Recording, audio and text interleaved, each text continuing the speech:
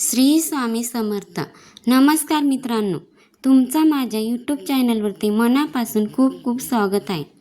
आणि स्वामींचा कृपाशीर्वाद प्राप्त करून घेण्यासाठी कमेंट बॉक्समध्ये श्री स्वामी समर्थ नक्की लिहा. स्वामी महाराजांच्या कृपेने तुमच्या सर्व इच्छा पूर्ण होवो हीच मी स्वामीचरणी प्रार्थना करते. आणि आजच्या ह्या व्हिडिओला सुरुवात करते. बघा, 28 ऑगस्ट रोजी रक्षाबंधन आलेलं आहे. दररोज श्रावण शुक्ल पौर्णिमेला म्हणजे नारळी पौर्णिमेला आपण सगळेजण भावा बहिणीच्या अटूट नात्याचे बंधन असलेल्या राखी पौर्णिमेचा सण साजरा करत असतो. जगाच्या पाठीवर भाऊ बहीण एकमेकांपासून दूर जरी असले तरी भावा बहिणीचे नाते दिवसेदिवस अजून घट्ट व्हावे, त्याचे प्रेम, काळजी, परस्पर संवाद नेहमी टिकून राहावा व भावाने बहिणीचा कायम एक पाठीराखा व्हावे आणि बहिणीने सुद्धा भावाची पाठीराखी व्हावे म्हणून रक्षाबंधन दरवर्षी साजरे केले जाते. बघा, 2026 मध्ये पौर्णिमा तिथी 27 ऑगस्टला सकाळी 9:08 सुरू होईल आणि 28 ऑगस्ट रोजी सकाळी 9:47 पर्यंत असणार आहे. म्हणजेच उदय तिथीनुसार आपल्या राखी बांधण्यासाठी 28 ऑगस्टला 2026 वार शुक्रवार हाच दिवस दिलेला आहे. तर पंचांगानुसार ह्या दिवशी राखी बांधण्याचा कालावधी हा सकाळी 6:19 पासून ते 9:48 पर्यंत दिलेला आहे. तसेच ह्या दिवशी शेतभिषा नक्षत्र आणि अतिगंड योगा शुभ संयोग देखील निर्माण झालेला आहे. याशिवाय चंद्र स्वतः शनिदेवाच्या कुंभ राशीत भ्रमण करणार आहे. या सर्व ग्रहांच्या स्थितीमुळे हा दिवस अत्यंत विशेष ठरत आहे. राहू काळ वगळता बहिणींना कोणत्याही भीतीशिवाय दिवसभर आपल्या भावाला राखी बांधता येणार आहे. आता बघा, 28 ऑगस्ट रोजी खंडग्रास चंद्रग्रहण आहे. मात्र हे भारतातून दिसणार नाही आणि त्यामुळे चंद्रग्रहण संबंधित कडक नियम पाळण्याचं बंधन नाही आणि त्यामुळे स्वाभाविकच दिवसभरात तुम्ही राहू काळ वगळता कोणत्याही वेळेला राखी भावालाही बांधू शकतात. ग्रहणाचा कुठलाही परिणाम राखी पौर्णिमेवर होणार नाही. मात्र प्रदेशात जिथे ग्रहण दिसणार आहे अशा ठिकाणी मात्र ग्रहण पार पडल्यावरच रक्षाबंधन करावं असा सल्ला ज्योतिषांनी दिलेला आहे. आता बघा, भद्रकाळामध्ये रक्षाबंधनाचा सण साजरा करणे शुभ मानले जात नाही आणि त्यामुळे यांना 2026 मध्ये रक्षाबंधन सणादरम्यान भद्रकालाचे सावट आहे की नाही तर पहा. यंदा वैदिक पंचानुसार भद्रकाळाचे सावट रक्षाबंधनाला नाही, कारण 28 ऑगस्टला सकाळी सूर्योदय होण्याअगोदरच भद्रकाळ हा संपत असल्यामुळे 28 तारखेला आपल्याला राखी पौर्णिमेच्या दिवशी भद्रकाळाची सावली ही नसणार आहे. पण राहू काळ हा सकाळी 1.5 तास असल्यामुळे आपल्याला त्या वेळेमध्ये राखी बांधायची नाही. तसेच शुभमुहूर्त, अभिजित मुहूर्त व राहू काळ याची संपूर्ण माहिती मी पुढे सविस्तरपणे दिलेली आहे, ती देखील जाणून घेऊया.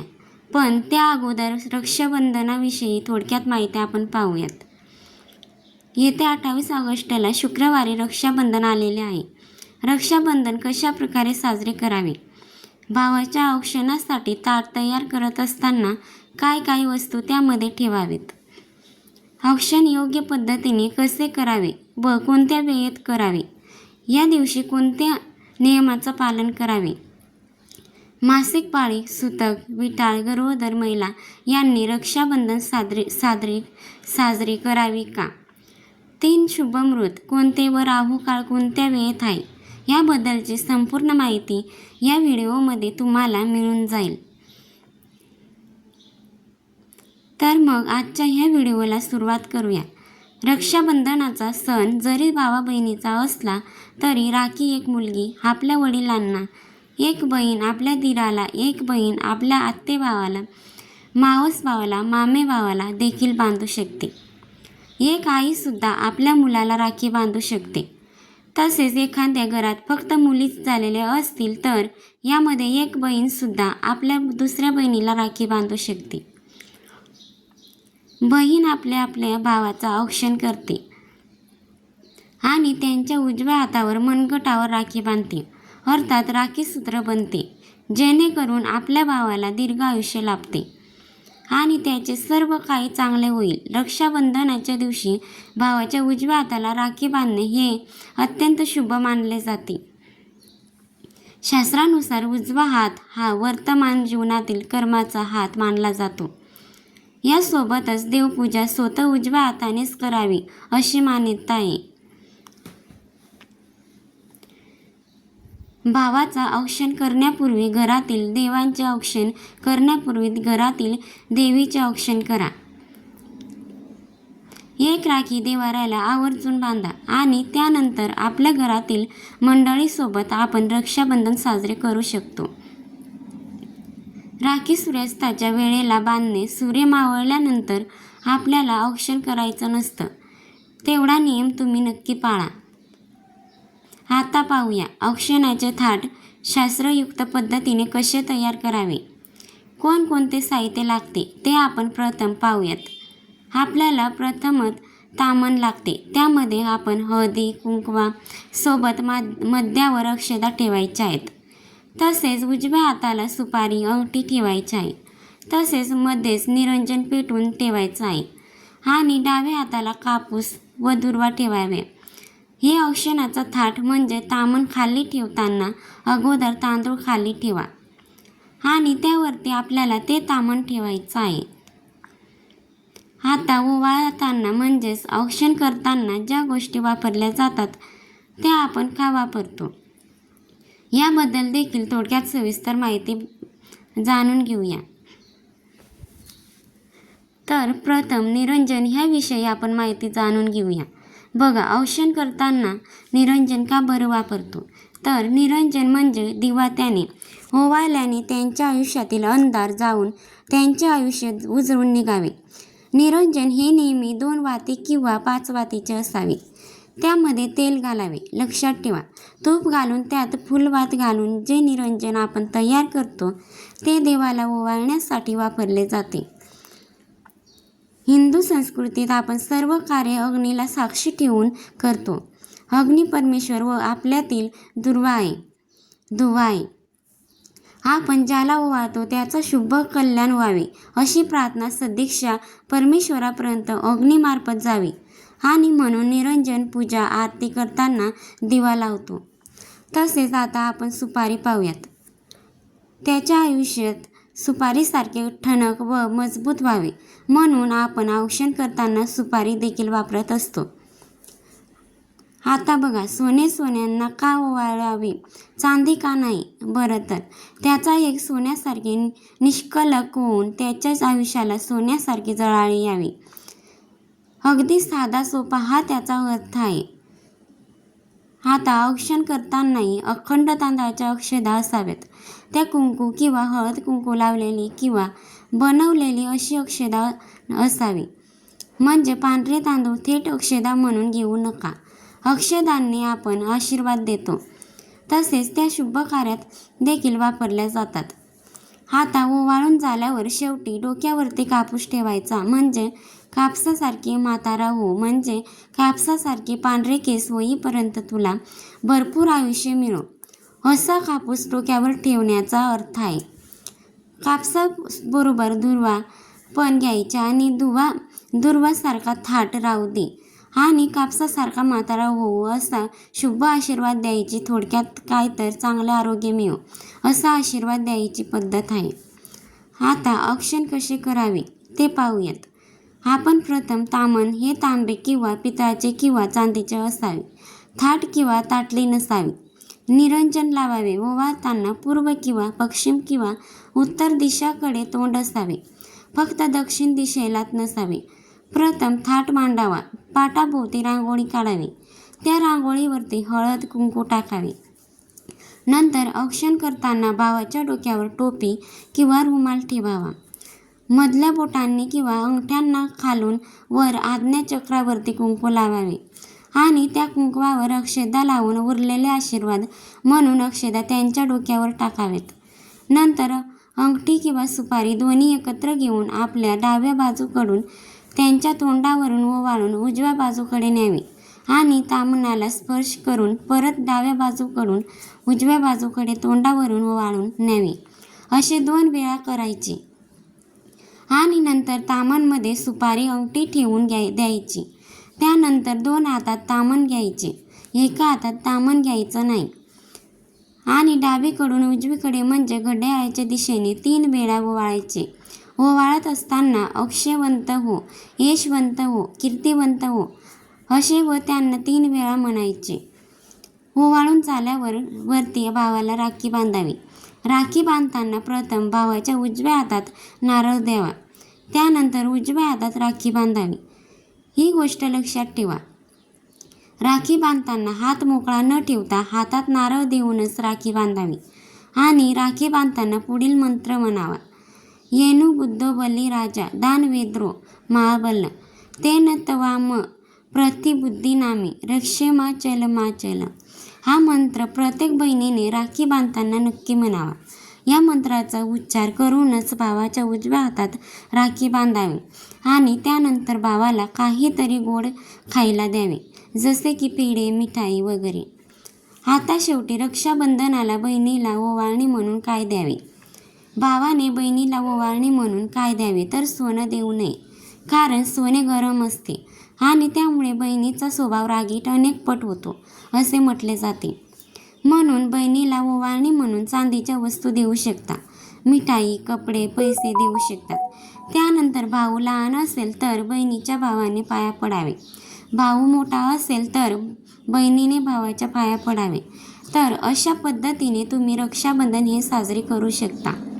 आता जर तुमच्याकडे घरामध्ये सुतक असेल तर तुम्ही रक्षाबंधन करू नका. पुढच्या वर्षी रक्षाबंधन येईल त्यावेळेस तुम्ही राखी बांधू शकता. त्याचबरोबर ज्यांना मासिक धर्म आहे अशा महिलांनी, मुलींनी सुद्धा रक्षाबंधन साजरे करू नका, कारण ही एक पूजाच आहे. तसेच गर्भवती महिला, ज्या महिला प्रेग्नेंट आहेत तर त्या राखी बांधू शकतात, रक्षाबंधन साजरे करू शकतात. त्यानंतर राखी आपण कशी बांधावी? राखी बांधताना तुम्ही पिवळ्या, हिरव्या किंवा इतर रंगांची राखी घेऊ शकतात, परंतु राखी चुकून काळ्या रंगाच्या धाग्याची घेऊ नये. लाल, पिवळ्या किंवा केसरी धागा असलेली राखी घ्या. तसेच ते अर्थपूर्ण असावी, शुभचिन्ह वगैरे असलेले असावे.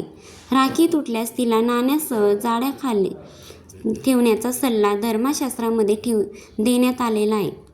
त्यानंतर राखी बांधल्यानंतर ती कधी काढावी? तर बघा, रक्षाबंधनाच्या दिवशी बांधलेली राखी 24 तासानंतर तुम्ही काढली तरी चालते.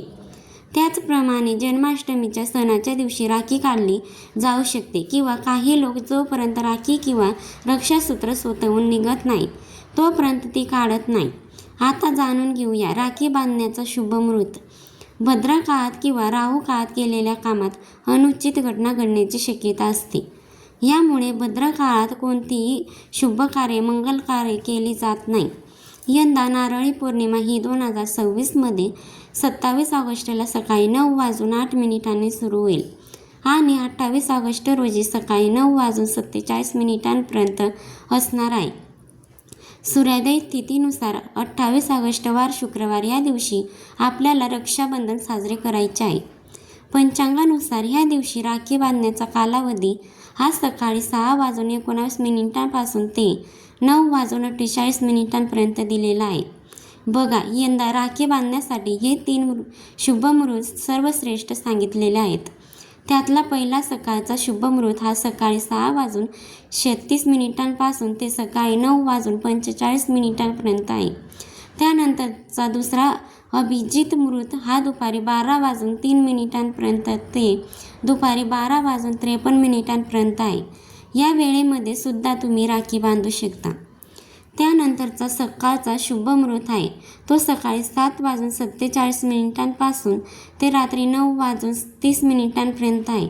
या 3 सुवर्ण मुहूर्तावर तुम्ही तुमच्या भावांना राखी बांधल्यास भावाच्या आयुष्यामध्ये सुख, समृद्धी आणि ऐश्वर्य वाढेल.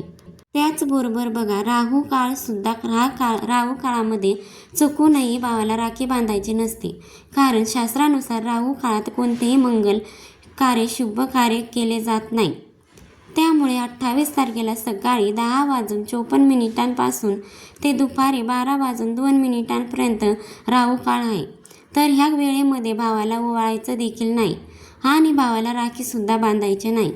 जर तुम्हाला पौर्णिमा तिथी संपण्याच्या अगोदरच भावाला राखी बांधायची असेल तर 28 तारखेला सकाळी 9:30 अगोदर तुम्ही राखी बांधू शकता.